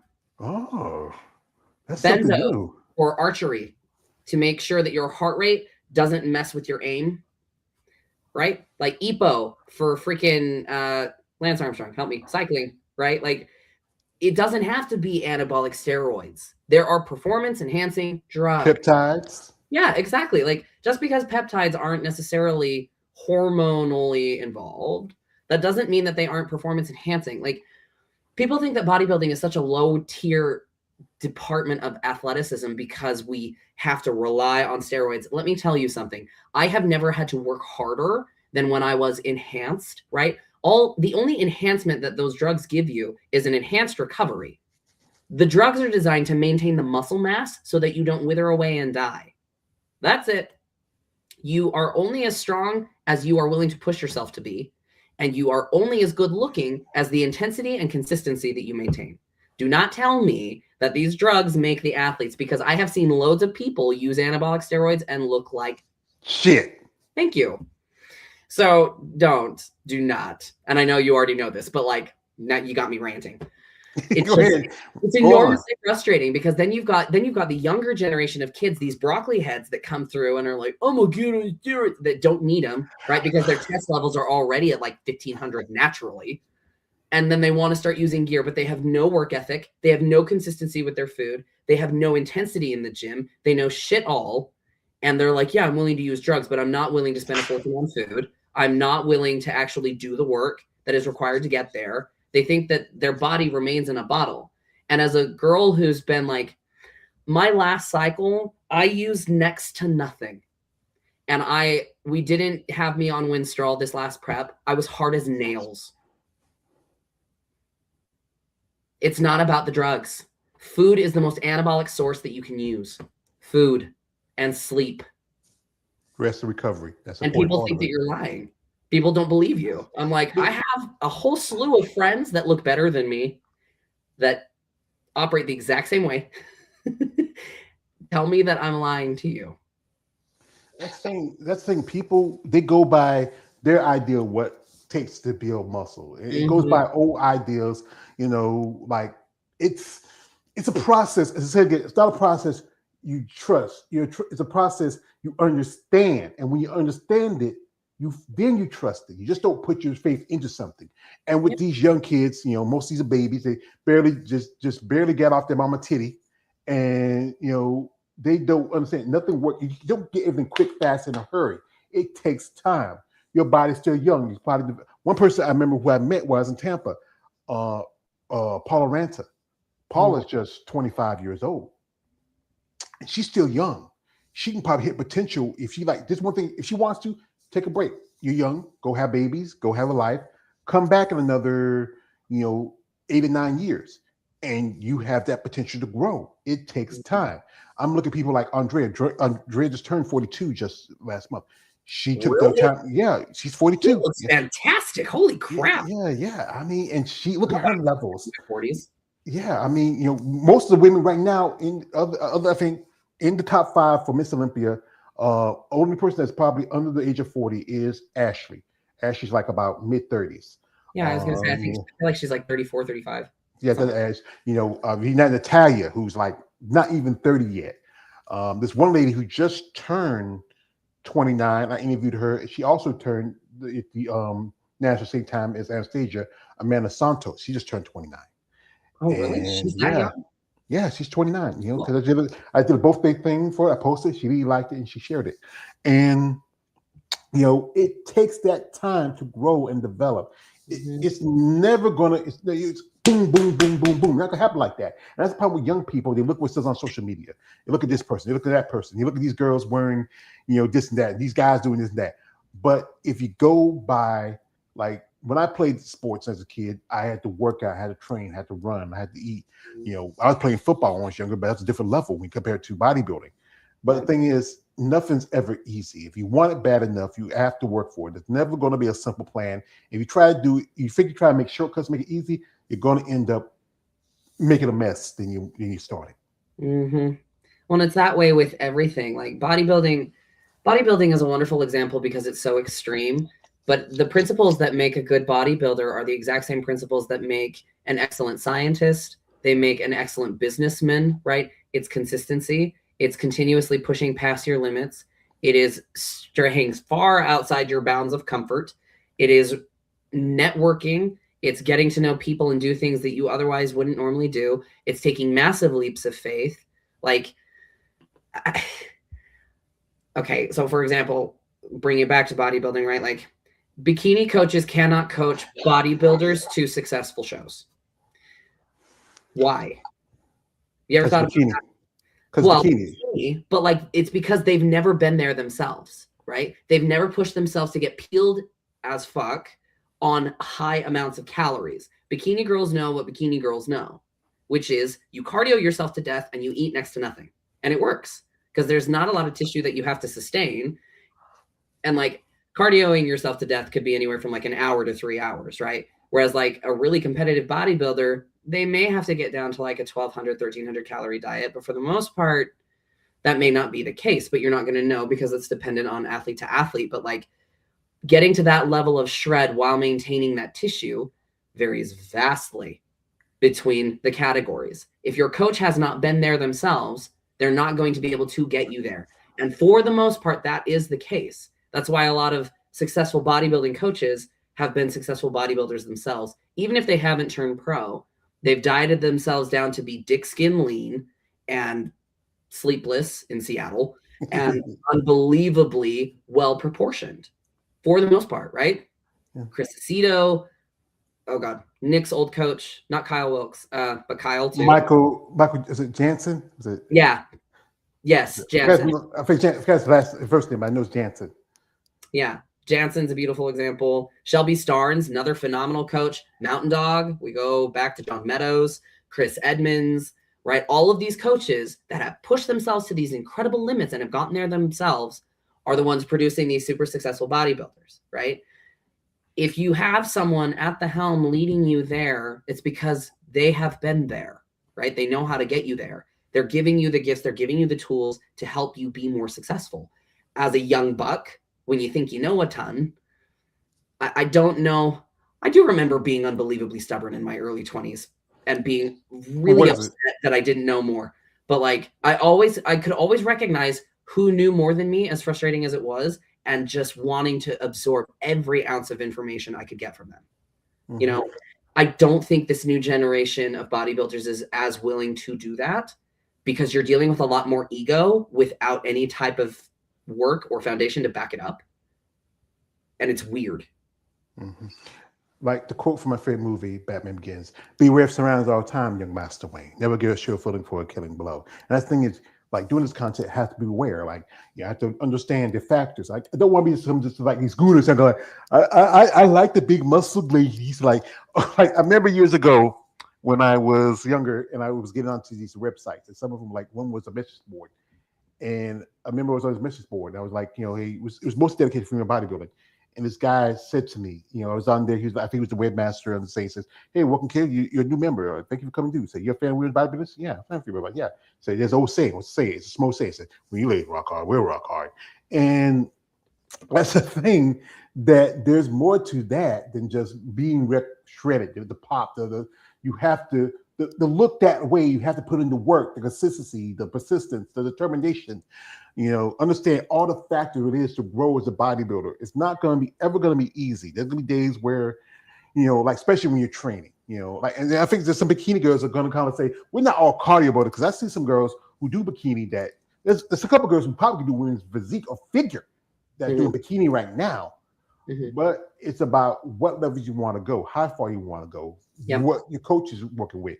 Some coaches will push, you know, the same gear as they push to the main competitors to the women, because, you know, some women, they can get a little hard. You might start off sounding like sound like a little Tweety Bird at first, and then sound like Vin Diesel. Like it's 500. Like, oh God, like some of those wellness pros out of freaking Brazil. Holy shit. That's one chick. She's a wellness pro. I think her name is Tiffany Sam. Dude, Tiffany is amazing. Holy shit. She could do, as you know, your old coach, Christina's moving over to wellness. She could go up to women's bodybuilding. Oh, I know. I thought she was. I thought she was when I saw like her recent stuff prior to Olympia. but I guess So not. somebody said Tyler said that they, I don't think Tyler's worried or anything. He's wet behind the ears and breath like Similac. I don't think it's worried. Sandy, I will, because Sandy's been in the game for a long time. People like Yeah, Sandy, people like Steve. One person who I met, Tim Gardner, when I was in Tampa. I would take their word, but somebody who's not ever been in the game, has not sweated or trained, I'm not going to take you. Everybody, because we know who you are and who your family are. That's one thing. Mhm. But I think again, understand you don't want to go, but then if you do a division and you're not doing well, you're not placing well, and your body is growing and it's developing, I Mhm. would say go someplace to see how you do. Mhm. Sometimes you would do better. You would do well. Like she went to Olympia last year, Yeah, but she may not go again yeah, because the thing is, the judges need to stick to criteria. yeah. And the thing about bodybuilding, when wellness came in, because like I said again, it's not like women's physique or women's bodybuilding or figure or fitness. Those evolved over time. It was like bikini was brought in because the sport so influenced, so it changed the looking aspect of the division. And that's why they're doing fit model, excuse me,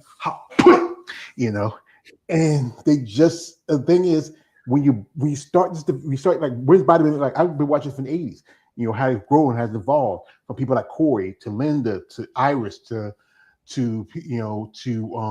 Andrea. It's just the evolution of the athletes. Yeah, yeah. And what society is calling for. Like, wellness is the only division where there's no symmetry top to bottom, right? But that's because society right now, big glutes and big thighs are now attractive. If you look at like Always been to me. well, I mean, if you look at the progression over time, what did we have in the early 2000s? Cough, cough, heroin body, right? That is much more akin to like a fit model look, right? But skinniness, like big, thick obesity look back Victorian era was seen as very attractive because it meant you were wealthy. As we progressed through time, girls got much thinner, much skinnier because that looked like the perfect housewife. You were healthy, right? But you wanted wider hips because that meant that you were, ready for childbearing. Yeah. And then as you progress over time, the skinnier you were, the more attractive you were. I cannot remember the reason why, but that brings us to the heroin body era of the early 2000s. And then More like the close to the 80s, more than yeah, 2000s. yeah. Yep. Because that's the era I grew up in. Like people like Piggy or Yep. or Kate Moss. Yes. Those Oh my God, Kate Moss looked awful. those women. But now you look at Kate Moss now, she's like really full figure a little bit more. Yeah. Mm-hmm. See, I'm from the South, and all women are a little bit more full figure, a little healthy, especially black women. We natural hips, and that's one thing. Oh, Like yeah. I think the one thing that changed everything was like when Kim Kardashian, because she wasn't always. Kim had a nice shape to her, but she has enhanced it a little bit over the time. A little bit, a lot of bit. A lot of bit. Brooke had a lot of work done. A lot of work. She wasn't too bad before, but then I think she kind of, Well, and then Cardi B jumped on that train, and so did Christina Aguilera, and like all of these highly influential women with the body enhancements, and now people are doing these potentially life-endangering procedures to inject fat into their glutes without doing the work, and like a fat transfer into your glutes can turn very quickly into a fatty embolus that will kill you very, very quickly. Like it is a very dangerous procedure to have a BBL. Like that's one of the most dangerous plastic procedures of all time because of that. Like and then because that look is now physically appealing in society, we can transition that into the bodybuilding world, right? And make it a muscular look. And now we've got like this centaur looking division for women, because they've got this lower body heaviness. And like personally, I don't find that appealing because in an off season, you put body fat on that. Do you know how uncomfortable the thigh rub is? Like, I don't want my thighs to again. I say again, I'm a fat man. I'm a fat man. You forget that. You get that. We got to put a little lotion and we got to get some calamine. You got to wear like spandex to prevent the fire from getting created between your thighs. Like, and not to mention the low back pain that having. So a lot of the Black community, your pelvises are rotated forward, right? Just genetically. You do that to a lot of other women who want to develop their glutes a ton because there's so much mass in the back. Your pelvis gets rocked forward just a little bit. That's a boatload of back pain. Yeah, like, especially if it's not genetically, if you're not genetically predisposed with, it's going to be an issue. It's not meant for them. I think mostly that's why the Brazilians do so well because they have Black genetics. That's why we say that they have Afro genetics. They share DNA with we share DNA together. You know, Yep. you have a little mix of something else, but still, that's what helps them because that natural. Because even though we are the same species, we're humans, but we're just different breeds. Like Yep. same thing, we just how our body works and functions. Yeah, two most beautiful genetic makeups are those two ethnicities. God, you get some of the most beautiful physiques from the Black community versus like the Brazilian community. I mean, yeah, Europeans, sometimes we hit it right, sometimes, Well, but like some of the most Ita- stunning physiques I've ever seen have been from those two ethnicities. well, Italians, your history also shares some of it because if you go back to the Persians, who are also descendants of Africans, they went Mhm. through there. I've seen some Italian women who are built just like some sisters. Oh, That's it's a luck of the draw. Sometimes it's a luck of the genetics. who's that Greek woman who's coming up? She's a figure pro. I cannot remember her name. Her proportions are just ridiculous. She has a waist like Sid with like the width of Denise. It's wild. I cannot remember her name, but she comes out and you know how they do that. The Europeans do that one pose, whoop, like this. Play cool. So they pose like this, where their hand comes out. She'll walk on and then all of a sudden flare her lats and she's in this position and her taper is just, God, it's unreal. Oh my gosh, beautiful, beautiful genetics. I'm pretending like that didn't happen. It's fine. Yeah, that's all right. That's all right. It's just something about live. This is the thing that We're adding a happens. little bit of sauce to this interview. Yeah, it's fun, Yeah, but yeah, I think everybody has certain things about them, genetically wise, developed wise. Again, I'm looking at girls and figure who should be doing women's physique. I'm looking at women's physique doing women's bodybuilding. Bodybuilding for women is just a ceiling where Dude, you can. bikini girls should be in figure. Yeah, I've seen it because and the thing is, it's up to them if they want to go up that far. But because again, they feel more comfortable. Say, I feel more feminine and girly. But then you're still gonna have people saying like, you can have like just about this much of muscle, and they say, yeah, you're trying to be a man. You're trying to be, and and then they're saying like, they say like, hey, you. I'm seeing some women I've seen some women in the sport that, hey, if that's a man, then I'm gay. I mean, right. I don't see. Because again, I'm a man, Mm-hmm. and if I find a woman attractive, be you fat, skinny, tall, whatever, if you are built, you look good, you have a great personality. Sometimes you don't have to be pretty to be sexy. I've seen some women who not that very beautiful, but they have a great personality about them, and that's why I do these interviews and I do this content because I want people to open their minds. We're always going to have those people who have issue because again, the idea of building muscle is supposed to be a man thing. I'm a man. I used to have some muscles, I got some titties bigger than some women, but I understand this is you being an athlete, and this is your sport, and this is your goal. You want to reach your show like Olympia. You want to reach the big shows, like the opportunities for yourself. And the thing is also the important part of this training. Like when you get up you go to the gym. What's that workout you say? You know what? It's a good day to do this, and the words say, "Shit, I don't want to do this shit." Yeah. Oh God. Happens more often than you want it to, but it's like, look, either you're going to do this or you're not. And if you don't do this, you know exactly who you have to answer to. So have fun with that. And it's like, they know, your coach knows all the time. They know shit and it's eerie. Like, you didn't do that set, did you? I'm like, how the fuck? You're not even here. You're not even here. How do you know this stuff? He's Jedi. They're omniscient. Go figure. Self-aware. But what do you feel like is your best physical feature and the one you really feel like you need to work on the most? Oh God.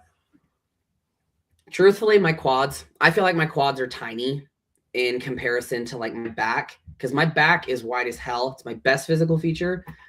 My quads need some serious density and some work, which I'm not excited for because I am not quad strong. I am not strong through my quads at all, and it's gonna hurt, but it'll be great when the width gets there.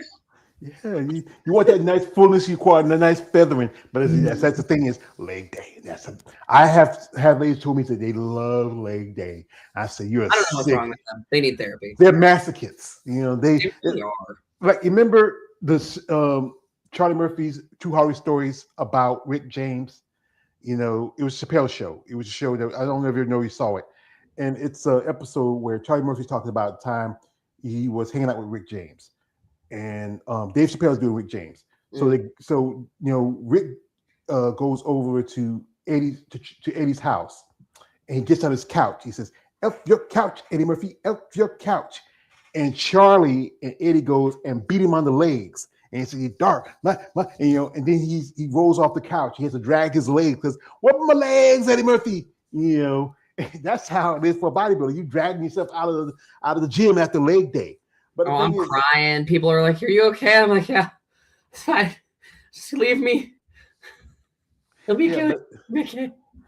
but the thing is, you want to have that great look. You want to work on your weakness as much as your strength. You already had the back, but still you have to make a little improvements because, like I say, you go compete with some ladies who are back so much wider, most detailed, good, cap shoulders, and you still want to bring up your legs, and that's your weakness. Yep. And and I know your coach has that plan for you. Like again, as my other guy says, I never have a plan. I'm just a dog chasing cars. I never know when I get one. And it's good that he understands the factors of what it takes for you to grow. Good to have a relationship with him. Good to have you have the support of your family, your friends, your man David. He's cooking you food. That's good. I think that's a keeper. I know you've been from one conversation. You've been through hell and back. And one guy who had like 13 baby mamas. I got a nephew. He got 3 or 4. He got like 10 kids. Who has time for that? Like, what the fuck? What are you doing? Oh my God, I'm exhausted. Jesus. I had a great uncle. He had 21 head. He had 3 wives and 2 girlfriends. Jesus Christ! Why?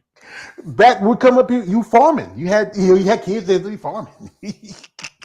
I guess so. Yeah, but now you don't need that much. Business.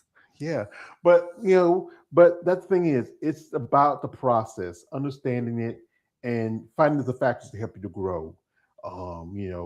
Figure, like I said, it's one of the oldest divisions right now for women, and and it's evolved over time.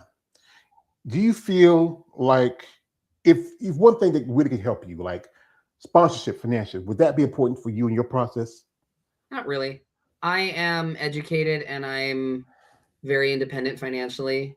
Like I don't need the blessed man that's working upstairs. I don't need him to pay for anything. I told him that like this is my decision. I should be able to pay literally for my own decisions and my hobbies and stuff. Would I love a sponsorship? Yeah, but I don't do lying. I'm not going to save face to make you feel better. It doesn't matter how much money is on the table.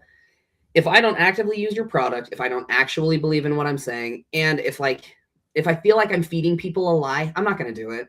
I don't care how much money you offer me. I can't be bought that way. I don't do that. So like if I were to be offered a sponsorship with a clothing brand, depends. Do I actually want to wear their clothes? Like if Gymshark offered it to me, I can tell you right now, I'd say no. I don't like Gymshark. I don't want to wear their stuff. I really don't. They're a great company. Other people love them. Great. Good for you. Bombshell Sportswear? No, I'm not doing it. You want to know why? I don't have fake boobs. I also do not have the body shape for Bombshell Sportswear. I think that's a horrible investment on their part. If they offered it to me, we could talk, maybe, but I would say no. Raw? Yeah, for sure. Like there are certain companies I automatically believe in. Evogen, Morphogen, New Ethics. I use their stuff actively. I can tell you that it works for my body specifically. I can get behind it. Like I will not lie to the populations just to make money. That is not what we do. This is about the athlete. I am for the athlete, about the athlete, always. Yeah. And like I said, again, that's the thing is that's about what you feel comfortable doing, what's comfortable for you. I got to tell you right now, out there's a guy, it's like, they're watching this video, says, who's that George talking to? Hey, you want some sponsorship? I got something for you to sponsor if you want to, because the thing is, a lot of ladies, they not a lot, but quite a few do have to find ways to sacrifice and make money because this is not a sport where you are making a living off of the IFBB and not pay, other than the few handful who are lucky enough to get sponsors and support. And then you are most of the time paying Peter you're still from Peter to pay Paul. And again, some ladies have to do, as I call them, the beat the meat websites. That's what they are. Guys. Yeah, because it's guys be like, hey, but yeah, thankfully I don't have to do that. I invested a lot into my mind because I never wanted to have to use my body to make money that way. As a woman, yeah, you shouldn't slut shame, but like as a woman, no one takes you seriously once you start using your body to earn. Unfortunately, that like puritanical Christian bullshit ways, that is just the way that society has decided to run. And so I don't want to ever have to rely on that because I think I have more to offer. I'm too smart. I'm way too gifted. I want to actually contribute to society in ways that like my body can't, if that makes sense. Um, bodybuilding has never been the thing that I want to earn money with. It is a way to access people and like to have a positive influence in people, but that's the extent. Other than that, it is my hobby. It is a great passion for me, but I'm not using this to make money. If it happens that way, then awesome, cool. A lot of my life I never saw coming. I never, ever, ever in a million years wanted to own a business. I never wanted to work with my hands. I never thought I would be a posing coach. I thought I was going a completely different route in my life. So, like, what's that one saying? Like, if you want to make God laugh, make plans or something like that. I'm an atheist. I don't really believe in God, but I can tell you right now, I would never have structured my life the way it is currently. But I can also tell you that I have never felt more blessed, more loved, and more like this is my purpose than I do right now. Well, me, I grew up in the church, but I'm not very religious. I Mm. have faith, but I don't have faith in religion. Because religion can be taken, especially coming from my ancestry, how religion was used to hold us down. Oh yeah. How it's been twisted and take advantage of, the idea of God's loving, but then you don't want to let people be free and have their own rights to live and walk and do it as that. And that's the fun thing about these same Christian people are the same ones who be on the Beat the Meat websites, to be at the strip club. Hey, a lot of girls I knew made some money off of some of those so-called good Christian men because hey, they had the desires like that. We're humans. We desire. We see things like again doing this content. When I see women who are, I guess again, very attractive women, you're a very attractive young lady, and that's the thing. Guys get excited about it. Men, these guys who come here, they like to say, "Hey, George, we interview us." I mean, you just say, "Wow, she's pretty." They always like, but it's a thing about what is most important for you, of your mindset, of your body, of just overall your life. If I could do this, and I would love to do this if I could, I'm broke as a joke. I live on right now. I just paid my rent and my light bill. My budget's really got low. I gotta get groceries at the end of the week. I would love to sponsor some people. I would say, I was what you said, Mr. Patillo. I would say this: if I would love to sponsor you in your next upcoming show in your season, I have a plan for you because you have a very analytical mind about yourself. You understand what you want. So we have a product. If this is probably something you feel comfortable that you want to use in your process, is it something that you think that can help you as a bodybuilder, and just overall, you can sponsor us. We sponsor you. We see how we go, have a good relationship. I would love to do that for you. So, madam, if you feel like this is something you might be interested in, let us know. Mm-hmm. Yeah. I would need a trial period. Like I need time to see if something works. Until then, I don't have enough information to give a yes or a no. So you can have your cold hard data. I love that. Now we got to see if it works inside my body, because my body is going to be different than my coach's body, which is different from your body, which is different from even my siblings. So we need a trial period. After trial period, we gather data, we meet again, we talk outcomes, and then we either revisit, or I politely decline and we move on from there. And a very good thing. All business should be run. None of this like emotional BS, but humans are humans. So we out here. And everything goes good and well, we say, sign a contract, baby. So we got you. But yeah, that's the thing is, I wish, like any other sport, there was opportunities to really make a living, to get more recognition. You women, you put as much as, I think with women, y'all make a lot more sacrifices compared to men, because men are getting a little more allowances. You can see guys like Derek Lundford. This is someone who also I met at Tampa. Derek Lundford. I knew he was that short, and he can walk away with about $600,000. Andrea gets $50,000. I'm not saying she should get as much as Derek, but at least make it worth her while, because she's been working and training just hard, And again, she has to deal with people. Like she posted stuff like when you talk about how she has to deal with haters, and she's a great person. I've interviewed ladies who know her, who have met her. I actually, first time I saw her, she was guest posing. It was a Savannah. And my friend told me, he's a bodybuilder himself. He says that, George, when Andrea's on, she's on. And she's just, like I said, that's why I'm a fan of this woman. I think I assess her. She's my girlfriend, but she don't know about it just yet. I'm hoping that we get married one day. I would love to meet. I don't know. If I meet her, I think I fall apart. I think, I don't know. I'd be like a little, but people like her and media ladies who I've done content on or I've met in my time, going out there in the world. Because one thing is that I had to get myself out of my own way. Because get myself out there, and really reach out.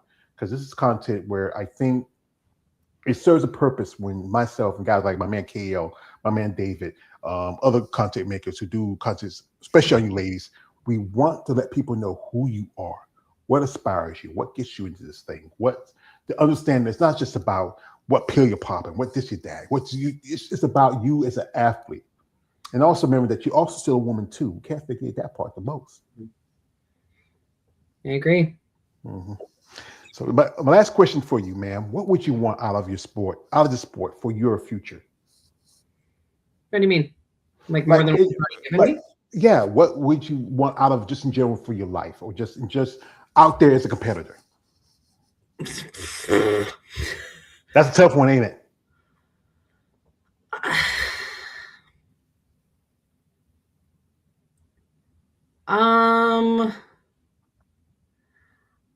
I think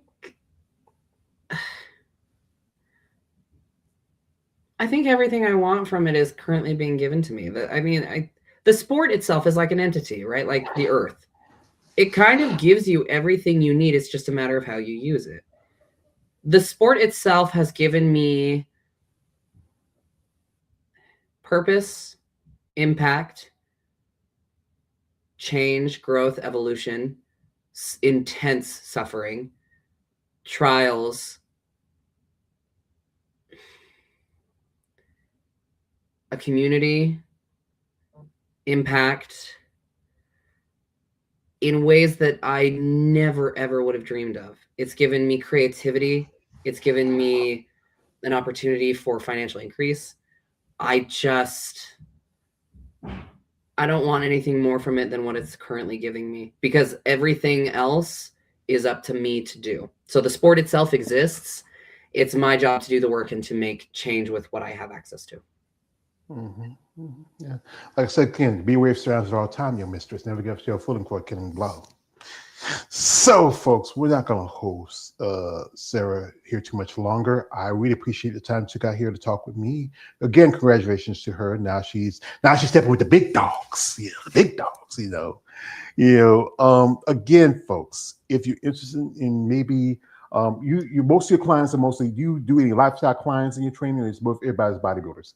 No, I exclusively pose bodybuilders. I do every single category, both male and female. I'm adept that way. I don't coach nutrition for anybody currently. This is way too many. I would be spread way too thin. Yeah. I just that's not in the cards for right now, but it could be in the future. I'm up for it. Yeah, but it's always have to be a Jane of all trade. So, folks, if you're interested in reaching out, or you're a competitor who's interested and seriously want to work with her, work on your posing, or just really improve on yourself as a bodybuilder, reach out with genuine interest, show support. Just have a plan that you really want to focus on your goals. We have here my man DJ Jeff. He says this. He says, "Hey Sarah, you have a beautiful smile. I think I follow you on Instagram." Thank you. So you got a fan there. So thanks. They're my real teeth. No braces needed. Yeah, mine's a little yellowish and a little old. I need to get myself a it happens when you become. They'd use white to achieve them. Yeah. I'm an old man now. I just don't be care, ma'am. I just try to get by day to day. Like my mama used to say, son. A hard head makes a soft ass. But well, ma'am, we appreciate it. You have anybody you want to shout out before we let you go? Oh God. Not that hasn't already been talked about. Origin Fit Syndicate is the gym I train out of, and the owners Ryan and Brittany have made training just a wonderful, wonderful thing. The entire bodybuilding community in Utah, y'all know who you are. Yeah.